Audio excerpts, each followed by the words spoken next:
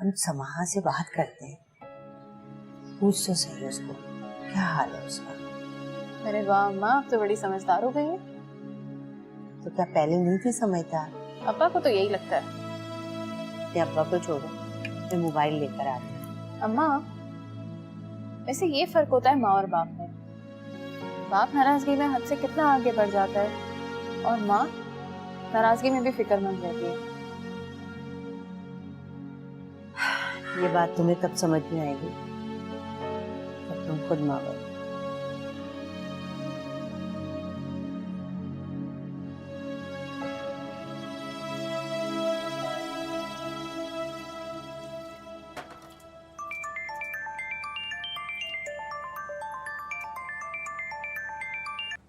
Hello Sania. मैं हूँ समाहा, कैसी हो तुम?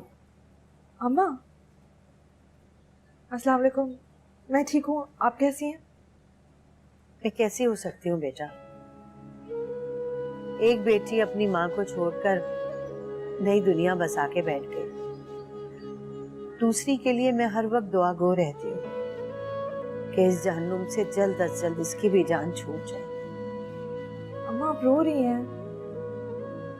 नहीं बेटा, मैं ठीक हूँ। मैं भी ठीक हूँ, आप परेशान मत हो। अम्मा लाइन देना, मैं बात करूंगी। कैसी हो? ठीक हूँ। क्या कर रही थी? बर्तन धो रही थी। आखिर तुम्हें वही करना पड़ गया ना जिससे तुम भाग रही थी।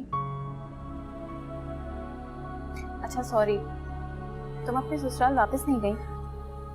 हाँ, सुदेश के घर वाले उसे मेरी वजह से एक्सेप्ट करने के लिए राजी नहीं हैं। उन्होंने तो उसे आग भी कर दिया। आग? हाँ, बहुत ही सख्त दिल लोग हैं। और तुम दोनों उनसे भी ज्यादा सख्त दिल हो। ना ही तुम दोनों ने अपने माँ बाप की खुशी का ख्याल किया, ना ही इज्जत का। उसी की तो सजा भुगत रही हूँ। अच्छा खैर, परेशान मत हो सकता है कि कुछ दिन बाद सुदेश के घर वाले राजी हो जाएं और हमें कबूल भी कर लें। हो सकता है। शायद। मैंने सोचा नहीं था कि वो लोग इतने सख्त होंगे। मैं तो उसी सालगिरह वाले दिन ही उन्हें समझ गई थी। तुम्हारी ही आंखों पर ख्वाहिशात के और प्यार की पट्टी बंधी हुई थी। सानिया तुम मुझे कमजोर मत समझो, अपने हालात से लड़ने के लिए मैं कुछ भी कर सकती हूँ। तो तुम क्या करोगी? कुछ भी, मगर मुड़कर वापस नहीं आऊंगी मैं। खुदा हाफिज़।